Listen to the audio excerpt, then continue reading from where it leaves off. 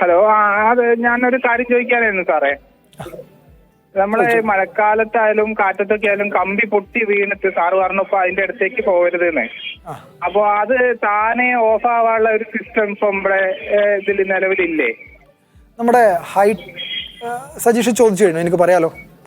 ഓ ഓ ഓ സജീഷ്, നമുക്ക് high tension ലൈനുകളുണ്ട്. High tension ലൈനുകളിൽ നിന്ന് സബ്സ്റ്റേഷനിൽ നിന്ന് വരുന്ന 11,000 വോൾട്ടേജ് ഉള്ള ലൈനുകളാണ്. ഈ ലൈനുകളിൽ കമ്പി പൊട്ടി വീഴുകയോ അല്ലെങ്കിൽ ഈ ലൈനിൽ നമ്മുടെ ഓലയോ അങ്ങനെ എന്തെങ്കിലും വീണ് കഴിഞ്ഞാൽ തനിയെ ഓഫ് ആകാനുള്ള സംവിധാനമുണ്ട്. പക്ഷേ നമ്മുടെ ലോ ടെൻഷൻ ലൈനുകളിൽ, ട്രാൻസ്ഫോമറിൽ നിന്നും വീടുകളിലേക്ക് പോകുന്ന ലോ ടെൻഷൻ ലൈനുകളിൽ അതിനുള്ള സംവിധാനം ഇല്ല എന്ന് പറയാൻ പറ്റില്ല. നമ്മളെ ഫ്യൂസ് പോകണ്ടെങ്കിൽ വലിയൊരു കറണ്ട് ഒഴുകി പോകണം. പക്ഷേ ഭൂമിയായിട്ടുള്ള ബന്ധപ്പെട്ടിട്ടുള്ള ഒരു ഫാൾട്ട് ആയതുകൊണ്ട് ഒരു ഫ്യൂസ് പോകാനുള്ള അത്ര കറണ്ട് പോകണമെന്നില്ല. അതുകൊണ്ട് തന്നെ ഫ്യൂസ് പോകുമെന്ന് നമുക്ക് ഉറപ്പ് പറയാൻ പറ്റില്ല. ഒരു മനുഷ്യൻ അപകടം പറ്റാൻ ഫ്യൂസ് പോകേണ്ട അത്ര കറണ്ടൊന്നും വേണ്ട. വളരെ ഒരു 70-80 മില്ലി ആംപിയർ കറണ്ട് ഉണ്ടായാൽ ഒരു മനുഷ്യന് അപകടം പറ്റും. അതുകൊണ്ട് പൂർണ്ണമായിട്ടും കറണ്ട് പോകുന്ന ഒരിക്കലും വിശ്വസിക്കരുത്. കറണ്ട് പോയാൽ തന്നെ അത് ഏത് നിമിഷവും ഹൈ ടെൻഷൻ ലൈനുകൾ പൊട്ടി വീണാൽ അത് ഒരു 3 മിനിറ്റ് കഴിഞ്ഞ് കഴിഞ്ഞാൽ സാധാരണ സബ്സ്റ്റേഷനിൽ ചാർജ് ചെയ്യും.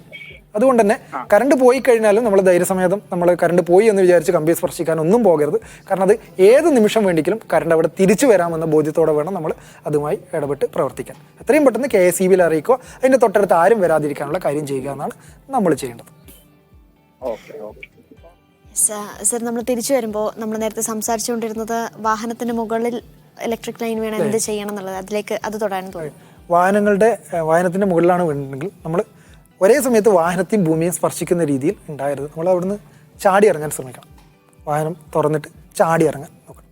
ചാടി ഇറങ്ങിയപ്പോഴും തന്നെ നമ്മൾ ഈ കമ്പി ചിലപ്പം വാഹനത്തിൻ്റെ അടുത്ത് ഭൂമിയിലേക്കും പൊട്ടി വീണിട്ടുണ്ടാകും. ഈ പൊട്ടി വീണ കമ്പിയുടെ ഒരു പ്രത്യേകിച്ച് ഭൂമിയിലൂടെയാണ് കറണ്ട് ഒഴുകുന്നത്. ഈ കമ്പിയുടെ അടുത്ത് വലിയൊരു വോൾട്ടേജ് പൊട്ടൻഷ്യൽ ഉണ്ട്. അത് അകലേക്ക് പോകുന്നതോറും കുറഞ്ഞു വരുന്നുണ്ട്. എന്നാലും നമ്മൾ പൊട്ടി കമ്പിയുടെ അടുത്ത് നിൽക്കുവാണെങ്കിൽ ഒരു കാരണവശാലും നമ്മൾ സാധാരണ നടക്കുന്ന പോലെ 2 കാല് വെച്ചിട്ട് കാലുകൾ തമ്മിൽ അകലം വെച്ചിട്ട് നടന്നു പോകരുത്.